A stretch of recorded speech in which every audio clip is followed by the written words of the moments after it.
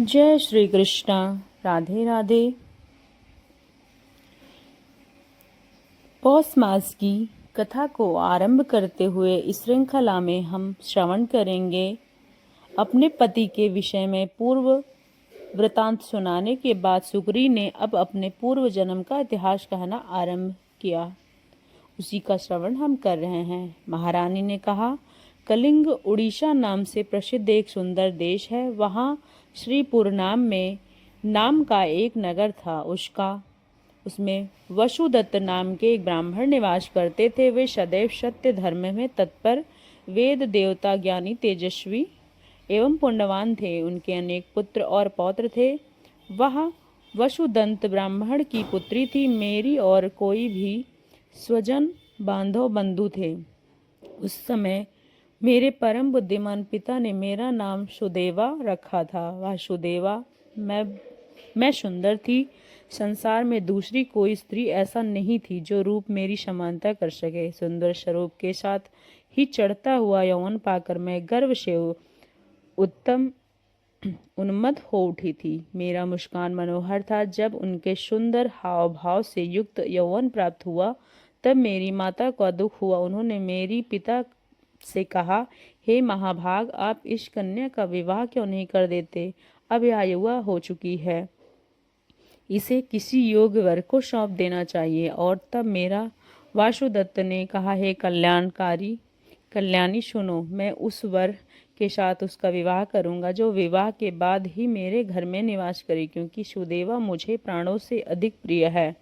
मैं उसे अपनी आंखों से ओझल होते हुए नहीं देख सकता।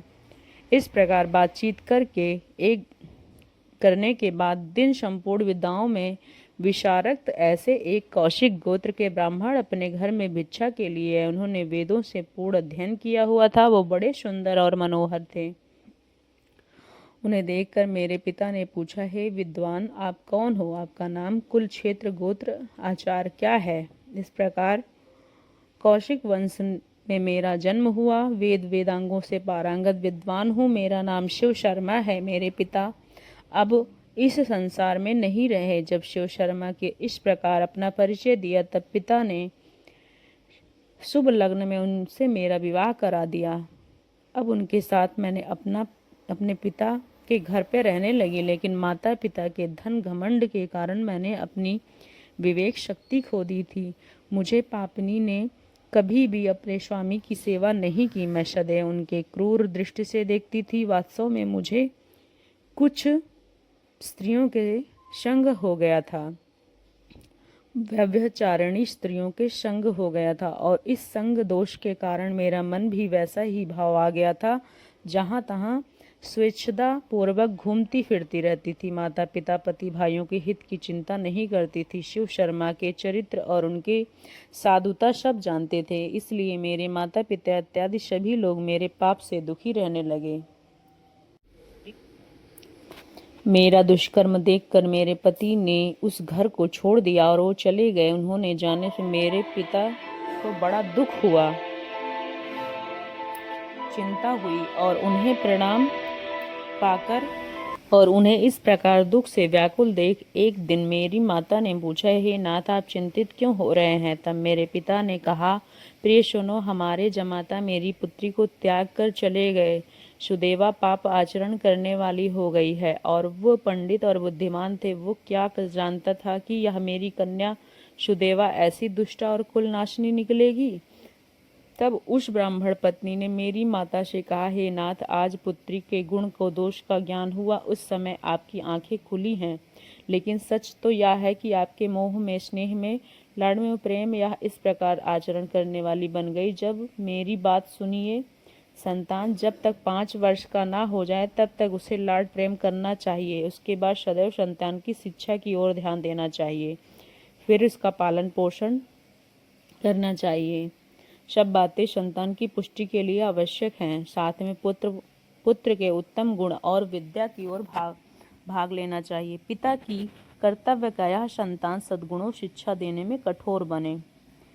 पुत्र के सामने कदापि उसके गुणों का वर्णन न करें, जिससे वह विद्या और गुणों का सदा निपुण होता है। सास अपनी पुत्रवधू और गुरु शिष्यों को ताड़ना देता है, तब सीधे होते हुए प्रति इस प्रकार पत्नी को, राजा मंत्री को दोषों के लिए कड़ी फटकार सुना सकते हैं।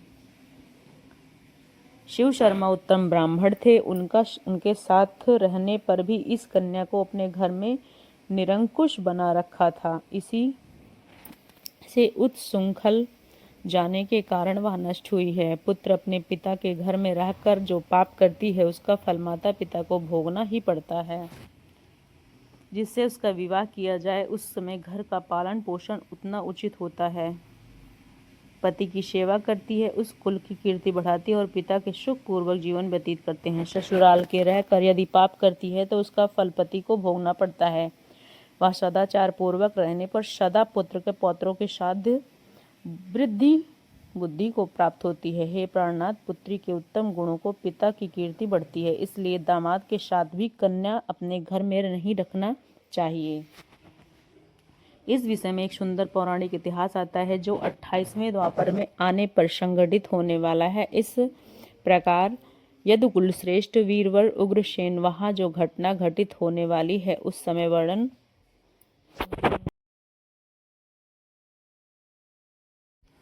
आप उसे सुनिए। माथुर प्रदेश में एक मथुरा नामक नगरी थी। वहां उग्रसेन नाम के यदुवंशी राजा राज्य करते थे। वे शत्रु विजय संपूर्ण धर्मों के तत्वज्ञ बलवान थे। उन्हीं दिनों में परम पवित्र विदर्भ देश में सत्यकेतु नाम के प्रसिद्ध प्रतापी राजा हुए थे। उनकी एक पुत्री थी जिसका नाम पद्मावती था। वह सत्य, धर्म और तत्पर स्त्री समुचित गुणों से युक्त थी, इसलिए दूसरी लक्ष्मी के समान थी। मथुरा के राजा उग्रसेन उस सुंदर नेत्रों वाली पद्मावती से विवाह कर लिया। उसके स्नेह प्रेम में मुग्ध हो चुके थे। पद्मावती के प्राणों को अधिक प्यार करने लगे। उसके साथ बिना भोजन नहीं करते थे। उसके साथ क्रीड़ा और विलास राजा का समय बीतने लगा। उसके बिना एक क्षण भी नहीं रह पाते थे। इस प्रकार उनके दोनों दंपत्ति का बड़ा प्रेम था। कुछ काल के बाद विदर्भ नरेश सत्यकेतु उनकी पुत्री पद्मावती को याद किया। उसकी माता ने उसे देखने का कारण दुखी हो चुकी थी। मथुरा के नरेश उग्रसेन के पास अपने दूत को भेजा। दूत आकर आदरपूर्वक कहा, हे महाराज, विदर्भ नरेश सत्यकेतु अपनी कुशल कहलाई और उनका कुशल समाचार पूछना है। यदि प्रेम और स्नेहपूर्ण अनुरोध आपको स्वीकार हो तो राजकुमारी पद्मावती को कुछ यहाँ से भेजने की व्यवस्था कीजिए। यह पुत्री को देखना चाहते हैं। नरश्रेष्ठ उग्रसेन ने जब दूते को मुख से यह बात सुनी तो वह प्रेम, स्नेह और उदारता के कारण अपनी प्रिय पत्नी पद्मावती को विदर्भ राज जाने के यहाँ भेज दिया। पति के भेजते ही पद्मावती बड़े हर्ष के साथ अपने मायके चली गई। वह पहुंचकर उसने माता पिता को चरणों को प्रणाम किया। उनके आने से महाराज सत्यकेतु भी बड़ी प्रसन्नता हुई। पद्मावती अपनी सखियों के साथ निशंक होकर रहने लगी। पहले की ही भांति घर, वन, तालाब, चौबारे विचरण करने लगी। उसका बर्ताव लज्जा और संकोच नहीं रह गया।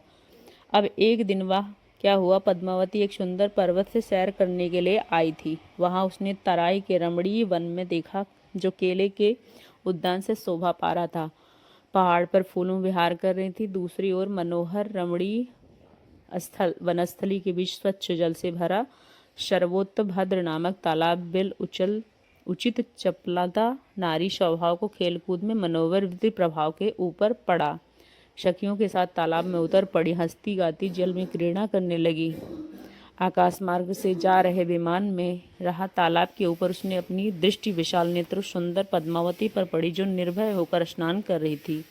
गोभिल की गान शक्ति बहुत बड़ी हुई थी। उसके निश्चित रूप से जान लिया कि यह विदर्भ नरेश की कन्या है और महाराज उग्रसेन की पत्नी है, लेकिन यह तो पवित्रता होने के कारण आत्मबल में सुरक्षित है।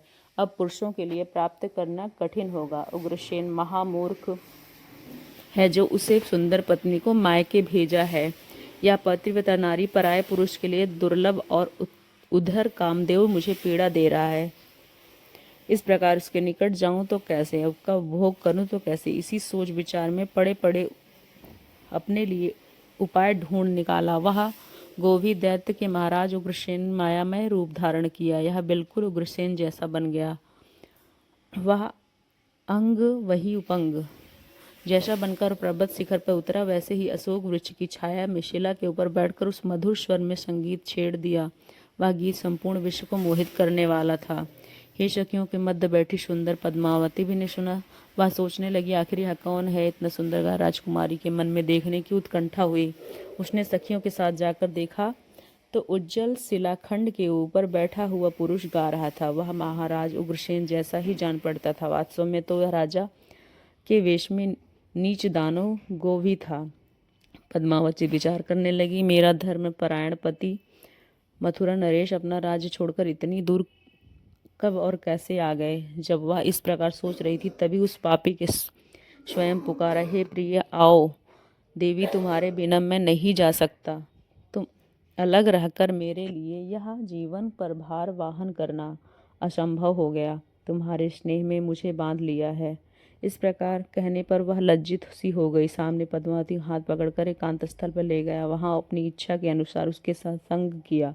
महाराज उग्रसेन ने गुप्त भाग में कुछ खास निशानी थी जो उस पुरुष ने उसे नहीं दिखाई।